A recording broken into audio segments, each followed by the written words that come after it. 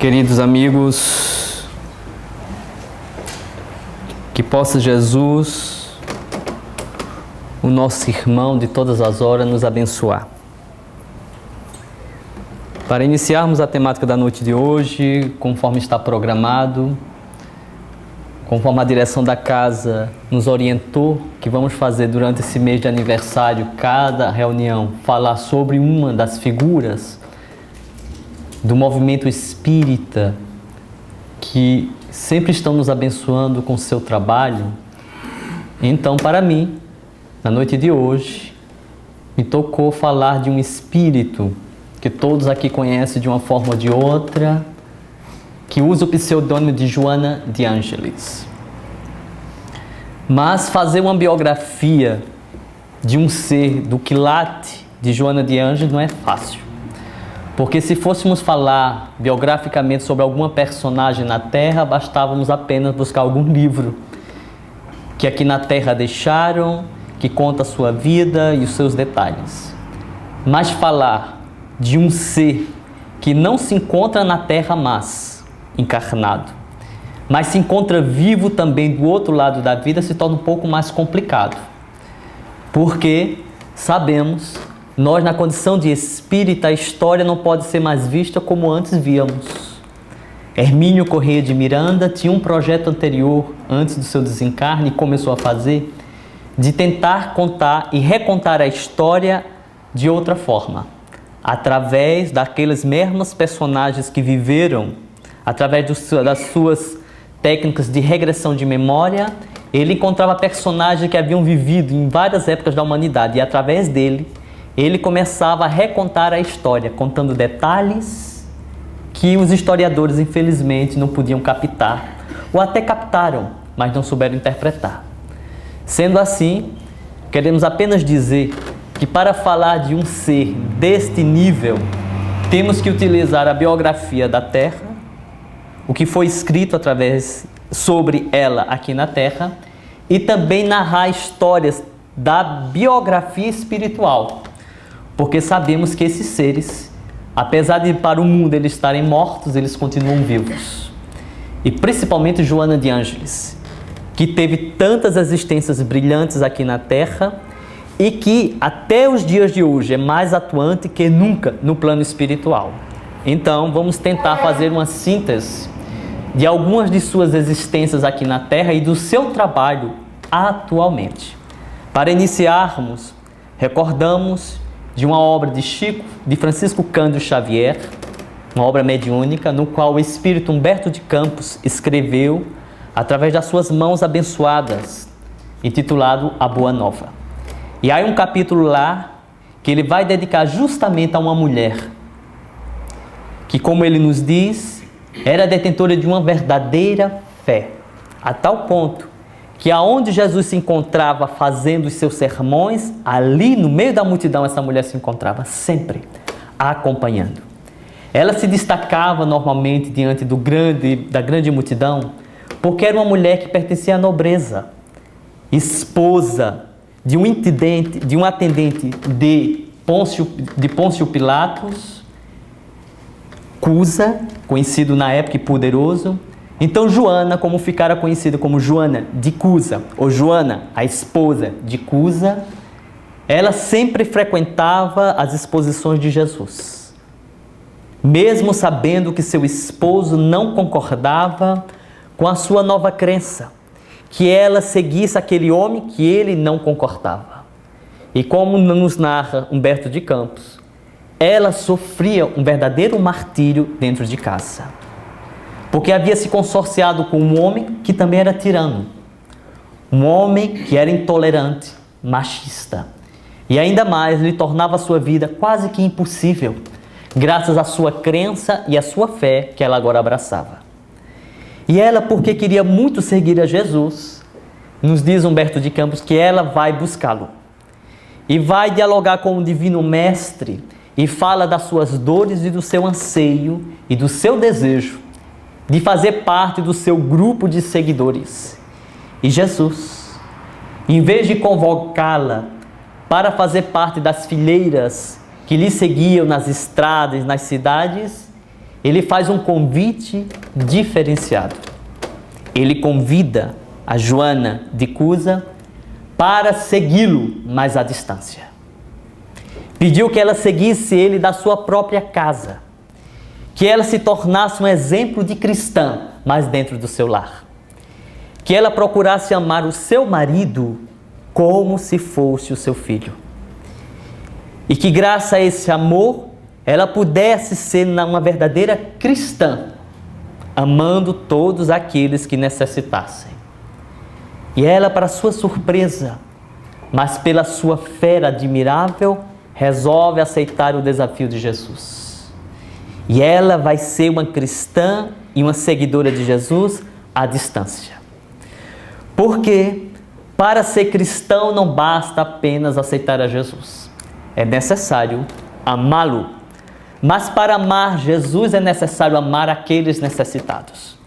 Porque o ser, ela já havia compreendido, que dizia que amava Jesus, mas não sabia amar aqueles que necessitavam, amar o seu próximo, consequentemente não podia amar a Jesus.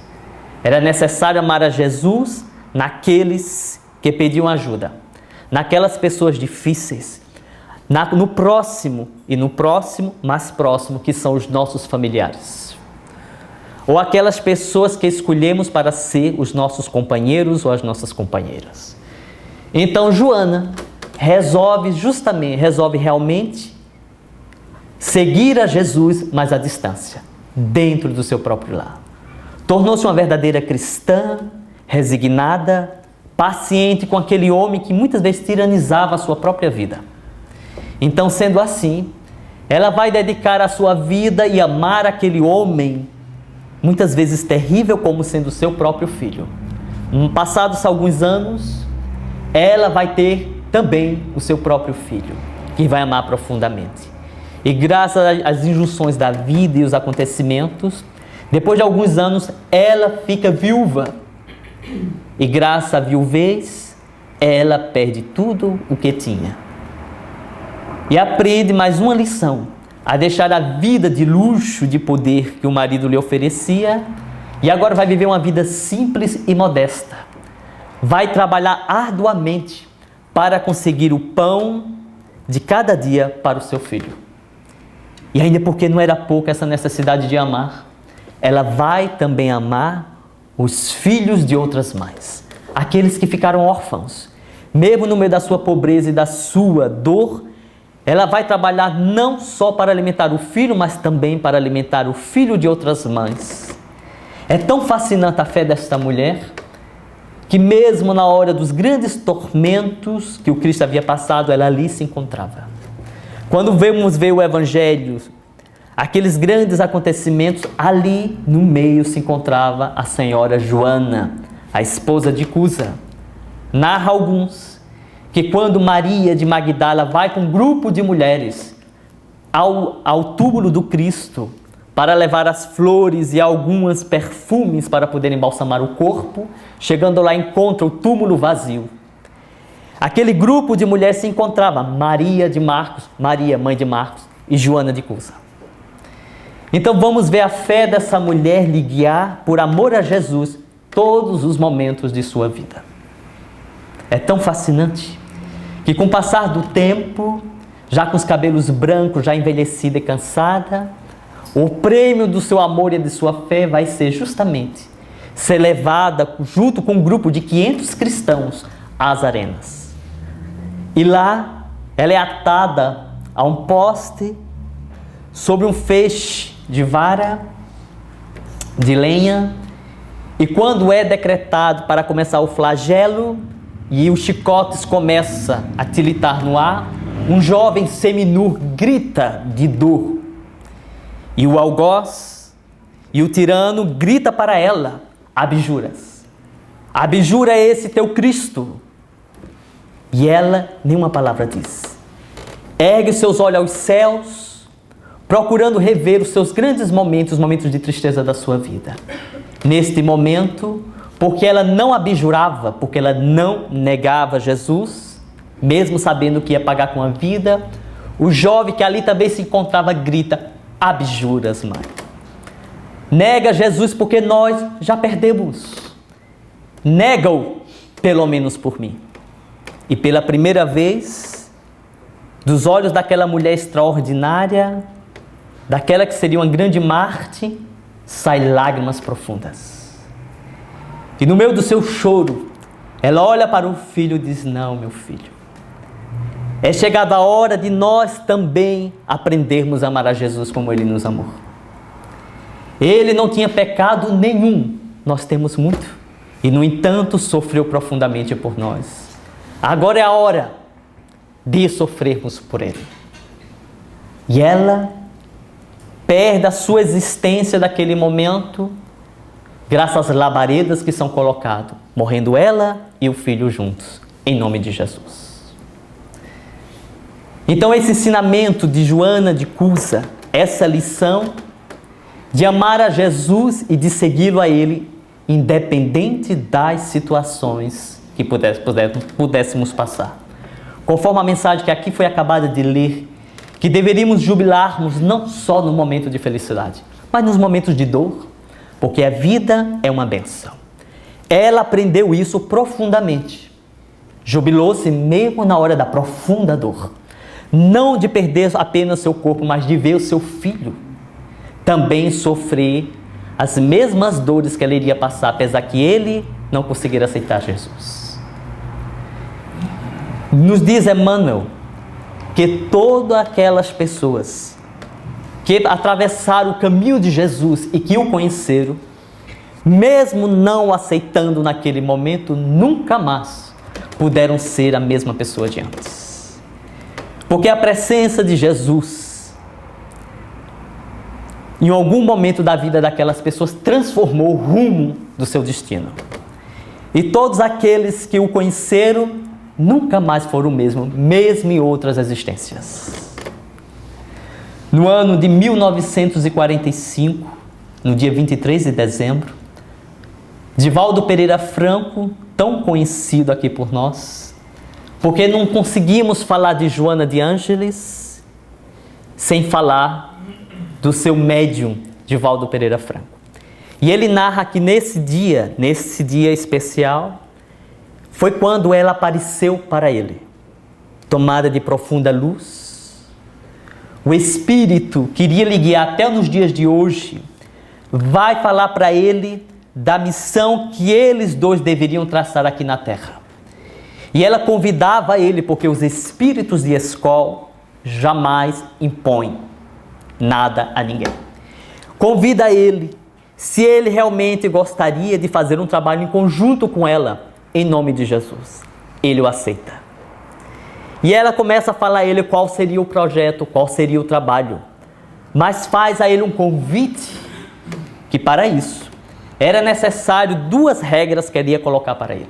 A primeira, de seguir Jesus profundamente em todos os momentos de sua vida. Se ele desejasse alguma coisa do mundo, alguma vitória do mundo, ela não iria auxiliá-lo. Mas se ele quisesse sim trabalhar em nome de Jesus, em todos os momentos, ela estaria presente para guiá-lo, para orientá-lo. A segunda regra seria que ele nunca, independente de qualquer situação de dor, de calúnia, que ele nunca deveria se defender. Porque Jesus nunca havia se defendido. Amou profundamente. Mesmo na condição de inocente, ele nunca se defendeu. Então ela vai dar a ele a primeira lição de nunca se defender. Já que a sua consciência lhe libera, já que ele não cometeu nenhum erro, ele não tem necessidade de defender-se. Que ele assume. E vai fazer esse trabalho extraordinário que conhecemos até os dias de hoje. Até os dias de hoje, só através dela, do Espírito Joana de Ângeles, ele escreveu 60 livros. Mas ele narra um detalhe, que quando ele teve a oportunidade de ler o livro A Boa Nova, e quando ele chegou justamente nessa história que eu acabei de narrar de Joana de Cusa, ele sentiu um apego tão fascinante pelaquela história. Ficou impressionado com a beleza e a grandeza daquela mulher que preferiu perder a vida e ainda convidou o filho para amar a Jesus. Passaram-se os anos, nos diz Divaldo, E na sua terceira viagem a trabalho do espiritismo que ele fez a Roma, em uma certa tarde, ela convidou, o espírito Joana de Ângelo convidou ele para que ele fosse justamente na Arena Romana, que hoje é um dos grandes monumentos da humanidade, fosse visitar naquela tarde. E ele foi. Chegando lá, ela começou a narrar justamente a história de Joana de Cusa. Começou a narrar com detalhes o que havia realmente acontecido. E ele ficou fascinado, escutando os detalhes daquele momento tão impressionante na história do cristianismo, quando 500 cristãos foram perder a vida cantando o nome de Jesus. E ele ficou tão impressionado, e quando escutou justamente essa história através de Joana de Ângelo, o espírito, ele teve a ideia, apesar dela não ter confirmado a ele naquele momento, que ela era a própria Joana de Cusa agora. Joana de Ângeles e Joana de Cusa eram o mesmo espíritos em momentos diferentes. Passaram-se o tempo e ela, dando aqueles ensinamentos do cristianismo, ela vai dizer a Divaldo Pereira Franco que o seu trabalho até os dias de hoje é para justamente despertar aqueles cristãos do passado que se equivocaram, a sua grande família, e que ele não seria suficiente estar falando através da sua oratória, era necessário fazer mais. Então, através dele, ele ia escrever livros que são verdadeiras cartas aos seus familiares espirituais. Vai ver que aqui no meio de nós pode existir 1, 2, 3 pessoas que têm ligação com o divino, com o admirável espírito Joana de Ângeles, e que ela trata de uma forma ou de outra alcançá-lo. Através de suas mensagens, e diz Divaldo Pereira Franco, que muitas vezes ele se surpreende com pessoas, que muitas vezes diz, mas Divaldo, eu li determinado livro, determinada mensagem, parecia que ela estava falando comigo. E ele vai ver que são essas pessoas, essa grande família espiritual que conta aos milhares. Que Joana de Ângelo alcança de uma forma ou de outra essas pessoas, despertando essas pessoas para Jesus. Despertando essas pessoas para os compromissos assumidos no plano espiritual. Então vamos ter uma ideia que o trabalho dela é muito maior do que imaginamos. Narra também ele que depois de alguns anos, fazendo uma palestra na cidade do México, quando estava fazendo a palestra, ele percebia que havia um jovem no meio da multidão que escrevia celeremente tudo o que ele falava. Não parava de escrever. E quando ele terminou a palestra, ele ficou curioso e Joana diz, aproxime-se dele. O espírito se aproximou de Divaldo e pediu que ele aproximasse daquele jovem. E Divaldo, por quê? Aproxime-se dele, porque ele é uma daquelas pessoas da nossa família espiritual. E faça um convite, peça para que ele lhe leve à cidade onde ele mora. E Divaldo se aproximou, o rapaz sem saber do que se tratava. Começou a conversar e o rapaz estava, pela primeira vez que conhecia o espiritismo, estava em delírio pelas mensagens de Joana de Ângeles que ela havia mandado naquele momento. Para o público, mas que ele sentia para ele. Então Divaldo começa a conversar com aquele jovem, e o jovem lhe leva para uma pequena cidade, 80 quilômetros da cidade do México, de São Miguel de la Planta. E quando chega lá, ele vai levar justamente a uma casa antiga, que é monumento histórico. E quando chega lá, ele vai narrar que aquela casa foi onde havia vivido Sor Juana Inés de la Cruz, a maior poetisa de língua hispana até os dias de hoje. Que foi um ser tão extraordinário, que desde os 3 anos já entendia algo que ninguém entendia, já conseguia ler. E era tão esperta a criança, era uma criança gênio para a época, filha de um pai basco e de uma mãe indígena, mas que tinha certa educação, e os pais haviam contratado uma professora para educar a sua irmã, que era maior. Mas a professora ficava admirada com aquela criança de 3 anos, que muitas vezes respondia às perguntas que a professora fazia à sua irmã, que era muito maior, que não sabia responder, a criança de 3 anos fazia. E um dia a criança se aproximou da professora e disse, olha, eu tenho um recado, minha mãe lhe mandou dizer que você deveria também me ensinar a ler e a escrever. A mãe nunca havia dito isso. Mas a criança de 3 anos era um gênio, desses que já conhecemos, que existe até nos dias de hoje. Então a professora começou a ensinar a criança, acreditando ter sido ordem de sua mãe. Aos 5 anos, ela já dominava não só a sua língua, mas como já fazia poesias. Em 20 dias, ela aprendeu latim, em 20 aulas. Aprendeu português, outras línguas, e aos 11 anos já assombrava a comunidade pela sua genialidade. Narra-se que aos 6 anos, ela escutou que na sua cidade o rei havia mandado construir uma universidade. Ela se aproximou ao pai e perguntou o que seria uma universidade. O pai lhe explicou. Então ela se encheu de felicidade. Que bom, eu quero ir para a universidade. Tinha apenas 6 anos. E o pai deu um sorriso e disse, que bom, minha filha. Só precisa agora você ser mais rica e ser homem. Porque na universidade, na época, só homens poderiam estudar. Ela não teve dúvida, tomou um choque com essa notícia, correu para a mãe e deu ordem à mãe. Ela tinha apenas 6 anos, que a partir daquele dia, ela queria ser vestida de homem, porque ela não queria perder a oportunidade de entrar dentro da universidade. Aos 13 anos, foi levado para o império.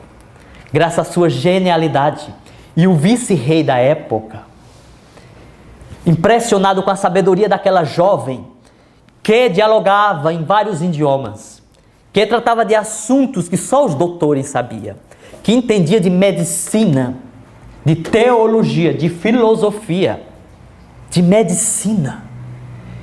E ele convidou uma grande multidão e 40 sábios do império. Colocaram ela em um lugar e os 40 sábios faziam perguntas e questionamentos à jovem de 13 anos apenas, e ela respondia com brilhantismo. E ela ficou famosa nesta época, mas ela tinha um desejo mais profundo ainda, de se buscar a sabedoria divina, de buscar conhecer mais a Deus do que o conhecimento dos homens. E por isso, ela resolve entrar no convento para poder estudar e se dedicar ainda mais aos seus estudos. Sendo assim, ela vai fascinar a humanidade como poetisa, como teóloga, vai ser conhecida como a monja da biblioteca. É um dos maiores vultos da época, o maior vulto nacional do México. Esse ser extraordinário era tão grandioso que quando o Brasil estava passando problemas sérios e um padre assumiu, na época, o controle de várias áreas do Brasil, nos seus conflitos, ela escreveu para o Brasil. E narram que a partir daquele momento ela vai criar laços espirituais com a nação nova. E é tão forte isso, que depois do seu desencarne, 66 anos depois, ela vai justamente reencarnar na cidade da Bahia.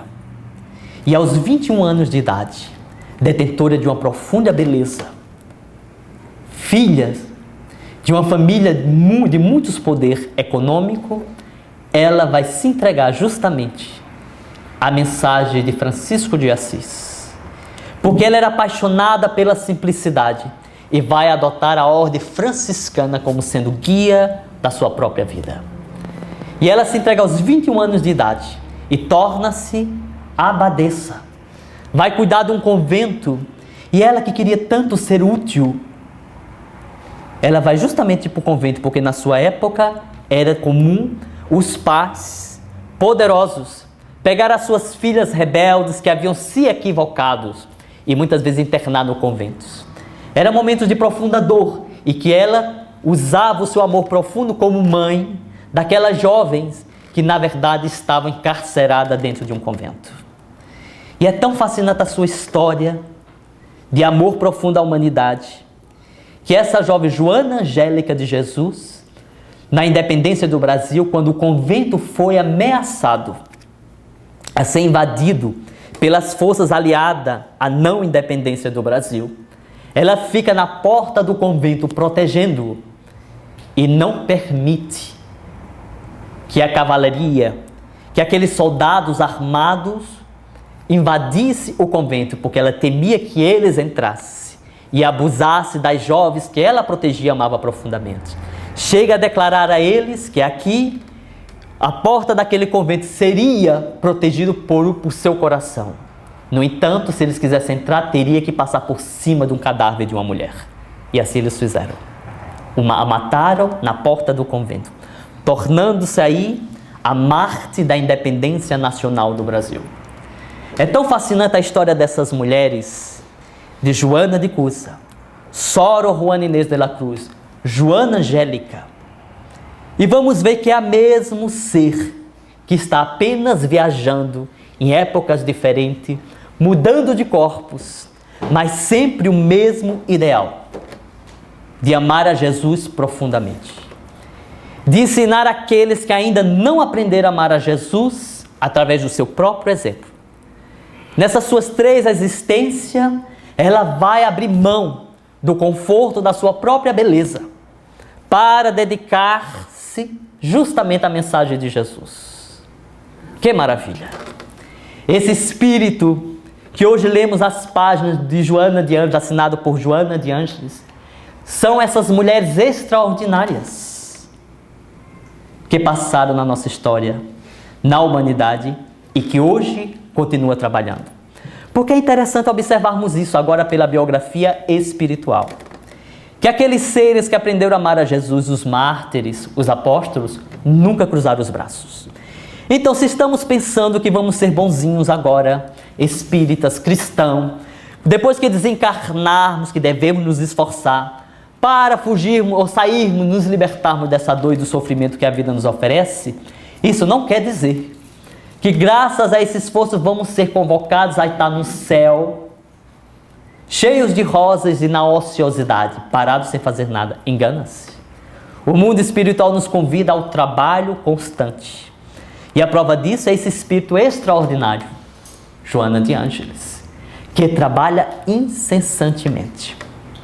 É tão fascinante que depois que ela desencarna no Brasil, no ano de 1822, no ano de 1823, meses depois do seu desencarne, ela no plano espiritual vai descobrir que o Espírito de verdade estava convocando um nome sem fim de seres que quisessem trabalhar no trabalho divino que Jesus agora prontificava para a Terra. E ela, sabendo do trabalho da mensagem de Jesus que agora voltaria novamente para a Terra, em uma nova roupagem, aonde o sacerdócio não iria limitar, onde a linguagem e o amor de Jesus seria mais livre, ela se inscreve sim no novo grupo que iria trabalhar e vai fazer parte do grupo do Espírito de Verdade, que iria trazer à Terra a doutrina espírita. E ela disse que seu trabalho era um trabalho muito simples, diante dos grandes espíritos que iriam trabalhar junto. Ela é convocada, tão fascinada pela mensagem de Jesus. Ela vai trabalhar e diz Divaldo Pereira Franco que seu trabalho especificamente, junto com a grande equipe do Espírito de Verdade, era abrir campos mentais para a nova mensagem. Isto é, ela iria trabalhar com muitas pessoas para abrir a sua mente para que aceitasse a mensagem nova, porque era uma mensagem nova. Não era apenas falar de Jesus, mas era falar de Jesus de uma nova forma. Sem desculpismos, sem hipocrisia. Era falar agora de Jesus conforme era a sua própria mensagem. Falar de Jesus agora diretamente ao coração. Conseguir limpar um pouco os nossos preconceitos e tantas teorias que abraçamos durante os séculos. Então ela agora iria trabalhar justamente em abrir campos mentais. E o outro trabalho era proteger também, junto com quase 2.000 espíritos, a dignidade do próprio Allan Kardec. Porque ele também seria perseguido e o seu trabalho era protegê-lo também, junto com outros irmãos. É tão fascinante, porque quando Divaldo começa a ter diálogos com esse espírito extraordinário, ele diz que quando ela aparece para ele pelas primeiras vezes, ele não conseguia distinguir a sua face. Ele sempre via ela em volta de uma profunda luz e sempre perguntava, quando ela conversava com ele, irmã, como é seu nome? E ela disse, mas para que nome? Allan Kardec. estudando justamente a característica dos espíritos esclarecidos, bondosos, superiores, eles não se apegam a títulos, ele não se apega a nomes. E as pessoas, muitas vezes, quando são médiums, muitas vezes sentem um arrepio aqui, outro arrepio ali. E dizem logo, foi meu guia. Eu digo, isso é um guia ou um ar-condicionado? Porque a gente não sabe por que tem que sentir tantas coisas estranhas. E é interessante os nomes. Os guias dele não podem ter um nome oculto, tem que ser um nome pomposo. Eu conheci uma senhora, perdão ao falar disso, que uma vez ela se aproximou e disse assim, meu guia está mandando dizer isso e isso a você. Eu não sei porque o guia tinha tanta necessidade de dizer coisas a mim. Sempre eram reclamações. Eu achava que o guia dela era um pouco desguiado, mas ela tinha um guia. E ela tinha uma necessidade também, que é muito comum no meio dos médiuns, que não estudaram bem a doutrina espírita. Querer saber quem é seu guia, quem são os espíritos que você fala, eu não sei. Guia é guia, está orientando. E ela muitas vezes perguntava quem era meu guia, eu não sabia. Um dia, ela chegou perto de mim e disse assim, meu guia está falando para o seu guia. Eu digo, eu não posso dizer nada, diga a senhora, porque eu não sei quem é meu guia. Mas ela tinha necessidade de falar com o meu guia, ela via, eu nunca vi. Um dia eu fiz uma palestra e quando terminou, o seu guia estava hoje, que ela disse que meu guia era um padre. Eu não sei porque tinha que ser um padre. Mas era um padre, vai ver que era, vai ver que ela via, eu não sei. E ela ficava falando, olha, hoje ele estava revoltado. Eu digo, então ele está perturbado, não serve para guia. E um dia ela me mostrou a foto do seu guia. E eu tomei um choque. Porque aquela mulher, que era um pouquinho perturbada, era bondosa, mas era um pouco perturbada. O seu guia era Teresa de Ávila. Veja só. Teresa de Ávila, eu digo, a senhora tem certeza que é ela? Sim, ela que vem todos os dias aqui na minha casa. Pode até ser que ela vá. Mas engraçado, Teresa de Ávila não estava fazendo muita coisa. Eu digo, mas a senhora tem certeza? Sim, ela sempre conversa comigo. Eu fiquei em choque. Porque Edivaldo nos diz que certa vez Joana de Ângeles disse para ele, Edivaldo, prepare-se, que Teresa de Ávila quer dar uma mensagem através de você. Edivaldo se preparou, mas não conseguiu captar. Porque sendo um espírito de alta escola, as suas vibrações eram tão sutis que Edivaldo, mesmo tendo uma extraordinária mediunidade, não conseguia captar. Porque sabemos que é questão de sintonia. Então, para que Edivaldo captasse a mensagem de Teresa de Ávila, Joana de Ângeles, esse espírito extraordinário que estamos falando, foi médium de Teresa de Ávila. E ele, médium de Joana de Ângeles. Quer dizer, Joana de Ângeles captava o pensamento dela, o psiquismo, e Edivaldo captava o de Joana de Ângeles, para que a mensagem pudesse chegar a nós. E ele diz que é um momento tão lindo, que no momento do transe, ele viu Joana de Ângeles envolvida pelo psiquismo de Teresa de Ávila em êxtase, como se estivesse flutuando no ar, banhada de profunda luz, graças ao pensamento de Teresa de Ávila, e ele captava. Então eu fiquei em choque quando a mulher me mostrou que o guia dela era Teresa de Ávila. E eu digo, vai ver que Teresa de Ávila ama com certeza essa mulher, e tem outros guias que orientam ela também.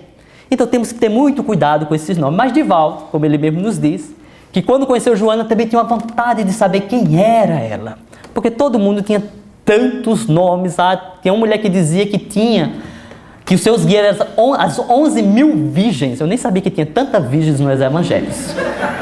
Para guiá-la, então um dia ele falou, Joana não, irmã, me dê um nome.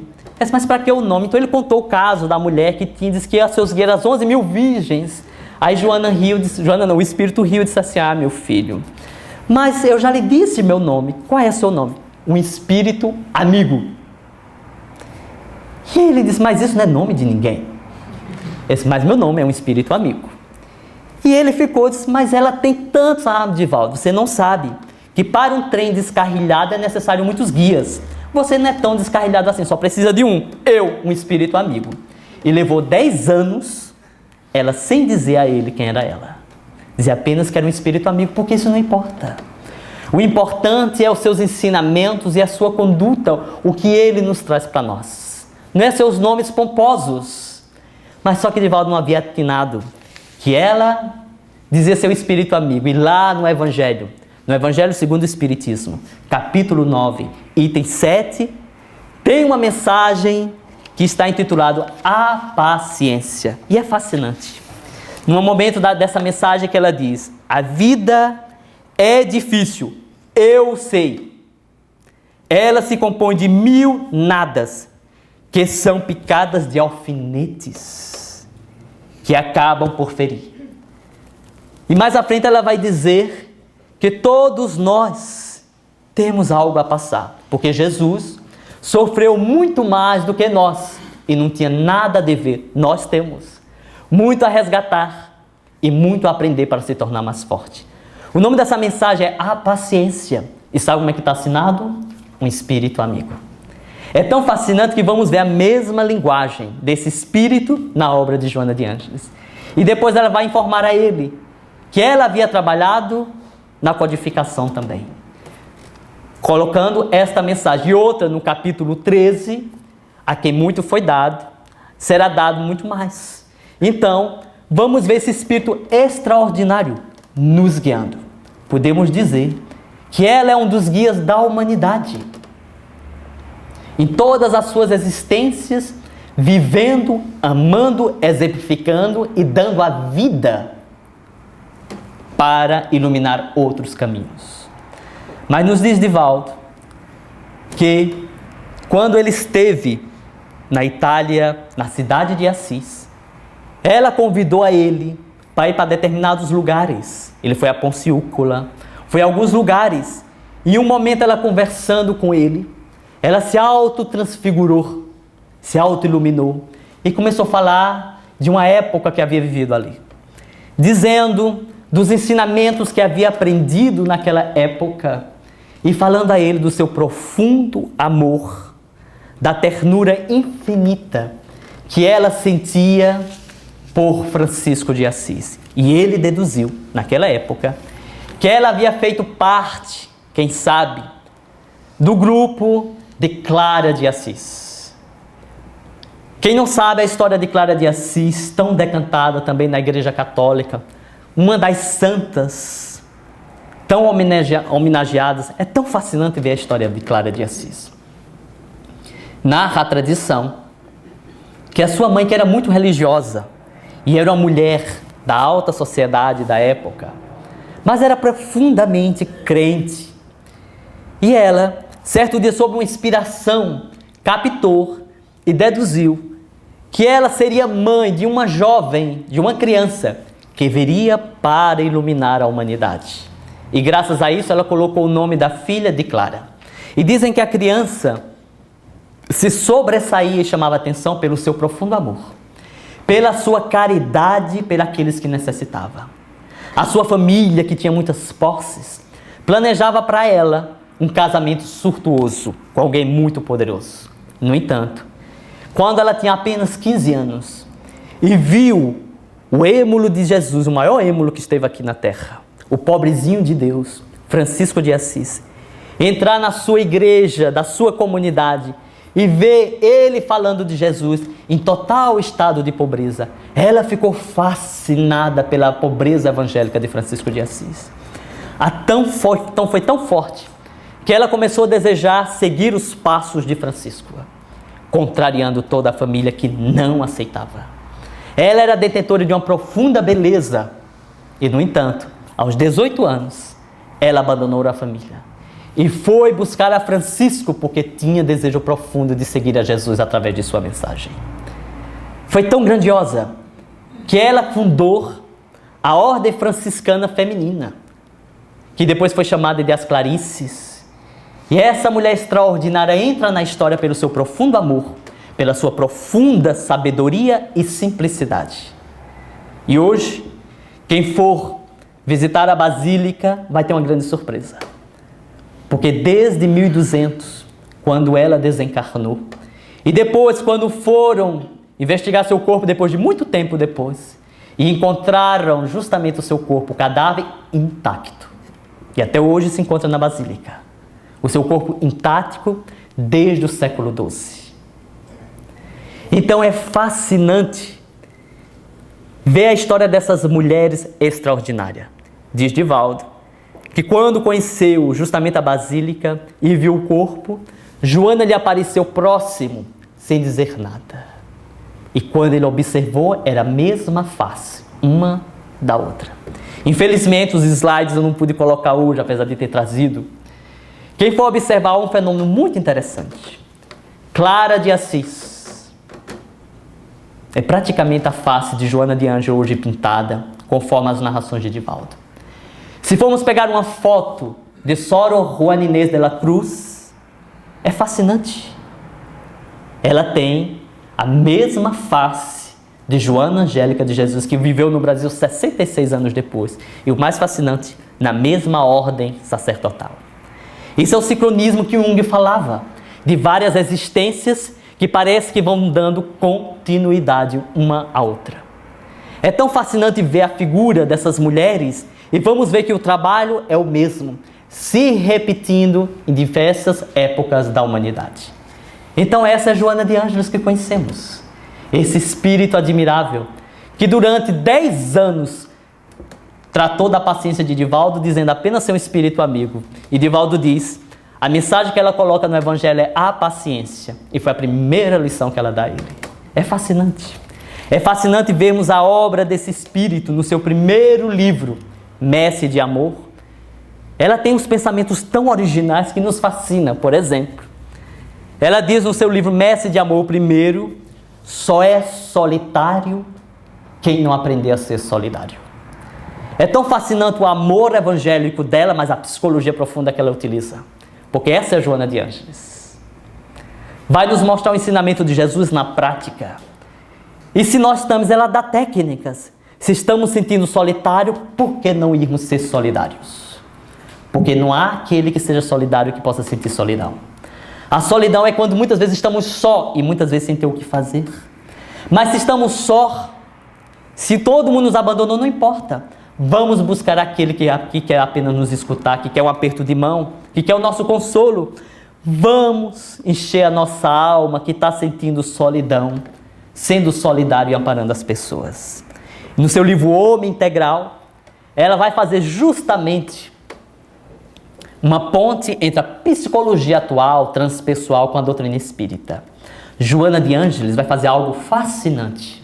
Me recordo de um professor da universidade em Pernambuco, falando sobre o trabalho de Joana de Ângeles, ele diz, é tão fascinante, que durante todos esses séculos da história do Brasil, toda a nossa literatura foi importada de outros países. O romantismo vem de um país, o surrealismo vem de outro. Então, eles pela primeira vez, o Brasil vai exportar uma nova literatura através de Joana de Ângeles, onde ela mostra uma linguagem altamente psicológica e evangélica e uma narrativa totalmente diferente, exportando um novo estilo. Através das mãos mediúnicas de Divaldo, que como ele me diz mesmo, só teve o 2º grau. E ela vem escrevendo através dele já há tantos anos. É fascinante isso. E no livro O Homem Integral ela vai estudar justamente essa natureza que temos. A natureza transpessoal que existe, mostrando que nós só não somos um corpo. E através dos conhecimentos e das teorias psicológicas atuais, ela vai falando justamente da alma, que somos, do espírito. No seu livro Plenitude, é fascinante. Ela vai fazer justamente uma ponte entre o pensamento budista e o pensamento espírita. E vai mostrar a similitude do pensamento de Buda, que já narramos aqui antes, com a doutrina espírita. Quer dizer, é um espírito de alta cultura. Nesse momento ela usa todo aquele intelectualismo de Sor Juana Inês de la Cruz. Mas em um livro fascinante, Amor, Imbatível Amor. Ela vai estudar profundamente, à luz da doutrina espírita e da psicologia moderna, o amor de Jesus. Mostrando a grandeza dessa força que era amar. É fascinante. Aí vamos voltar a Clara de Assis, na sua doçura profunda, falando de Jesus. É tão lindo quando ela vai falar de Jesus, ela denomina Jesus o amor não amado. Porque ainda não aprendemos a amar Ele como deveríamos. Na obra seguinte, Filho de Deus, ela vai nos convidar à meditação. É um livro de meditação. É um livro que vai mostrar justamente a nossa grande herança. Porque já paramos para pensar em algum momento quem somos? Nós, todos aqui reunidos, espíritas, não espíritas, até materialista, Graças, infelizmente, à nossa correria, perdemos a certeza do que realmente somos, porque nós somos filhos de Deus. E é tão fascinante que ela vai nos convidar a meditar em cada página desse livro. É um livro pequeno, mas brilhante.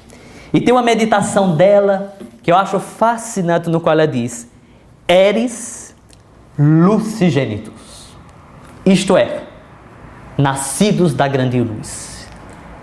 Graças à paternidade divina, porque nós temos a paternidade divina, somos todos nós herdeiros do cosmo. Que coisa maravilhosa! Irmãos de Jesus. Já pararam para pensar nisso? Nós somos ricos e não sabia. Nós somos herdeiros de toda a construção divina. Se somos o Filho de Deus, então tudo que Ele constrói, os planetas, os sóis, as estrelas, se Ele constrói tudo isso, é para os seus filhos amados. Porque o Pai que ama o Filho trabalha para Ele. Deus faz isso por nós. E se Deus faz isso por nós, e Jesus já descobriu, porque Jesus, na verdade, o Cristo divino, é o seu Filho amado, o nosso irmão mais velho. O nosso irmão que já aprendeu a lição profundamente. Então, se eu sou filho de Deus, tudo que há no universo um dia irá pertencer, porque é a herança de Deus.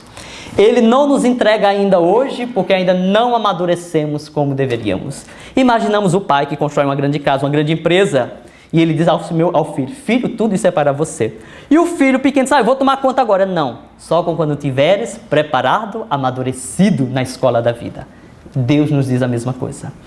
Tudo que há de construído na natureza é para nós. Infelizmente, ainda não podemos usufruir dessa beleza, porque ainda não amadurecemos. E por isso, Deus faz um convite divino ao seu Filho. Pede que ele vai lá na terra e vai visitar teus irmãos menores que ainda estão na ignorância. Vai lá e ensina a ele o caminho para voltar para o Pai, que eles estão adormecidos, ainda são ignorantes. E o seu filho amado, nosso irmão mais velho, volta à terra, vem à terra, mergulha e dá a sua vida para nos ensinar. Então, Joana de Ângeles nos coloca nesse patamar. Somos muito maior do que imaginamos. Daí a necessidade de crescermos. Daí o grande trabalho de Joana de Ângeles. A sua meta é seguir Jesus. O seu trabalho é ensinar a nós o caminho para o Cristo. O trabalho de Joana de Ângeles é justamente despertar em nós um amor profundo. Um amor que não tem barreiras, que não está limitado. É o amor necessário, o amor que liberta. Hoje, Joana de Ângeles não é mais um espírito apenas, é uma grande equipe. Centenas e centenas de espíritos trabalham em seu nome, constantemente. Esse espírito admirável irradia sua mensagem para vários pontos da terra, através de muitos mensageiros que em seu nome nos socorre, nos ilumina, nos guia, conforme faz Emmanuel, Dr. Bezerra de Menezes. E é tão grandioso o trabalho desse ser, que tantas vezes deu a vida para nós, para nos ensinar, seguindo os passos de Jesus, que hoje, faltando pouco tempo para a grande transformação que a Terra está passando, para o planeta de prova e expiação, para um planeta de regeneração, e como sabemos que muitas dores virão, e sabemos que vários espíritos iluminados foram convocados para voltarem à Terra, para nos ajudar a suportar as dores que virão e acelerar esse processo para que a paz chegue logo à Terra, ela já se candidatou. Segundo Divaldo Pereira Franco, por volta do ano de 2015, portanto daqui a 3 anos, ela estará voltando novamente à Terra. E mais uma missão em trabalhar junto conosco para iluminar o nosso caminho. Pensemos nisso. Há tantos seres que estão deixando as suas moradas iluminadas e de bênçãos para iluminar os nossos passos. Então, a única mensagem que Joana de Ângeles nos convoca, em síntese de todo o seu trabalho, é que temos que aprender a amar o mais rápido possível. Amar, a perdoar e nos esforçar sempre para sermos melhor hoje do que ontem e amanhã melhor do que hoje. Sempre se baseando, como ela mesma nos diz, no pensamento de Jesus e nas diretrizes seguras que a doutrina espírita nos dá. Sendo assim, encerramos a nossa palestra em homenagem a esse Espírito extraordinário, que nos convoca constantemente a nos autoconhecer. E nos conhecendo, vamos descobrir a necessidade de amar constantemente, que assim seja.